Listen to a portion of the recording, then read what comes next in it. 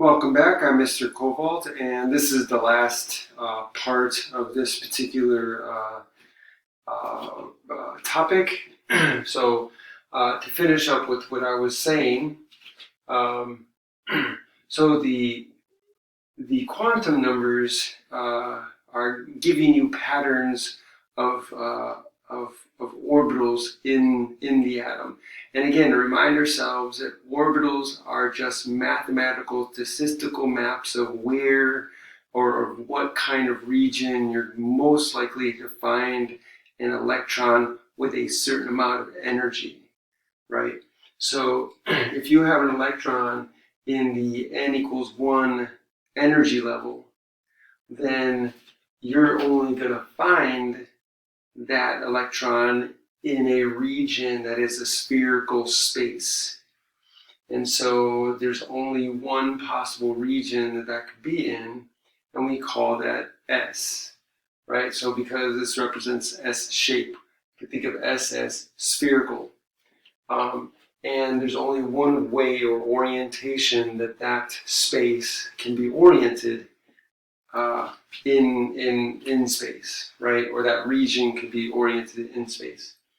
If you have an electron that is in n equals 2 level, right, at n equals 2, then there are two possible shapes or regions in which you'll find the electron.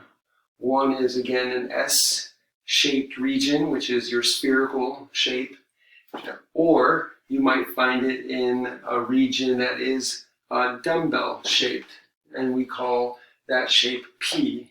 So P is for the dumbbell shape and S is for the spherical shape. Okay. So with regard to the orientation, you can only get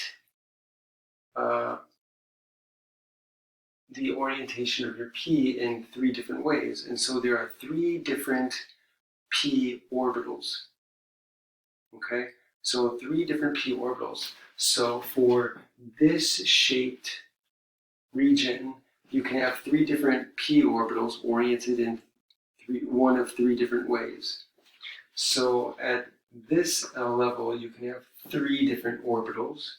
At this sublevel, you only have one orbital. It's the s orbital. So you only get one s orbital for the L, for this shape. You get three p orbitals for this sublevel, right? So if you have an electron at energy level 3, then you can have three possible shapes of the region in which you can find the electron. So you can have a spherical shape, you can have one dumbbell, or you can have two dumbbells, right? Or some other sort of shape.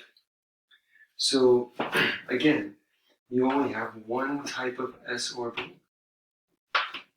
You have three types of p orbitals with a shape, and then you have 1, 2, 3, 4, 5 d orbitals with a certain shape to it,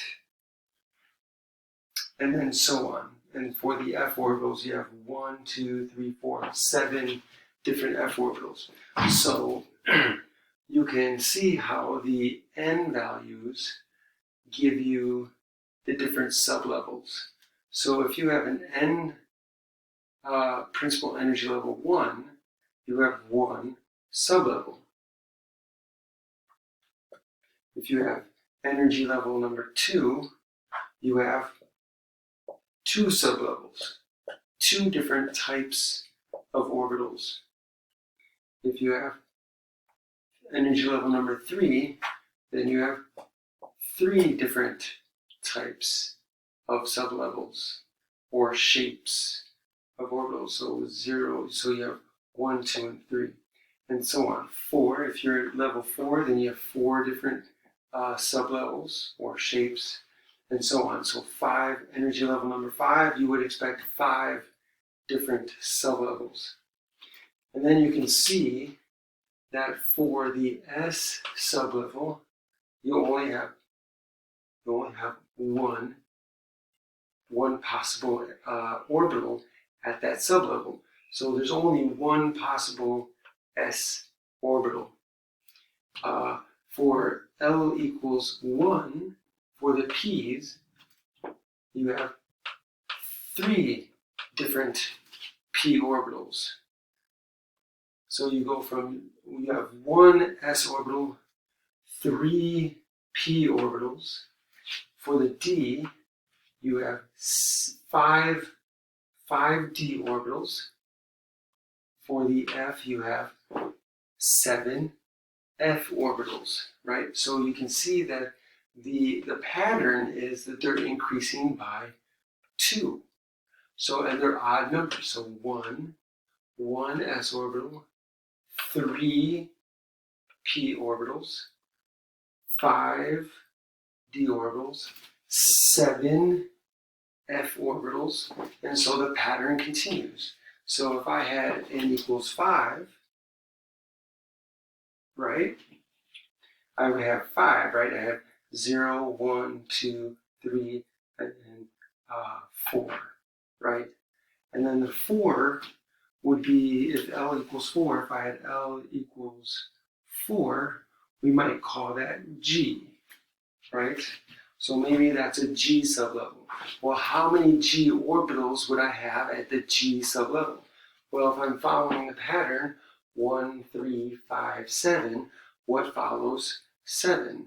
You add 2, it's going to be 9. So I would expect 9 G orbitals at that sublevel, and so on. So you could follow the pattern, and you could figure out what orbitals are, how many orbitals are in a sublevel. So this is your shell or your energy level. These are going to be your sublevels or your subshells, right? And then these are going to represent the orbitals you have at the sublevels. So this is how this is all related. And again, for each of these, your m sub s is always going to be plus or minus 1/2. So no matter where you are, no matter where the electron is in any of these, the spin is either going to be negative 1/2 or positive 1/2. It's either going to be spin up or spin down. So this again refers to the spin of the electron itself.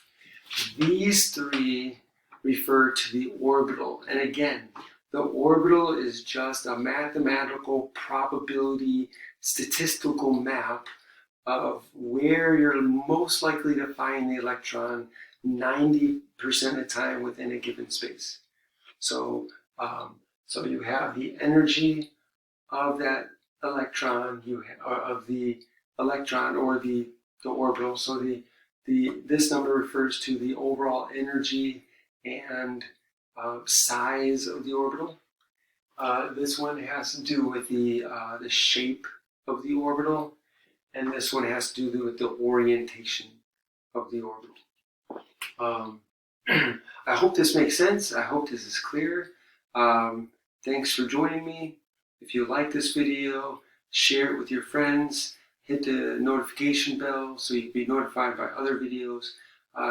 Hit the subscribe button, subscribe to the channel. Make comments in the comment section. Let me know what you think.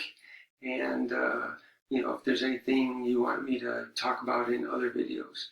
Thanks for joining me, and I'll see you next time.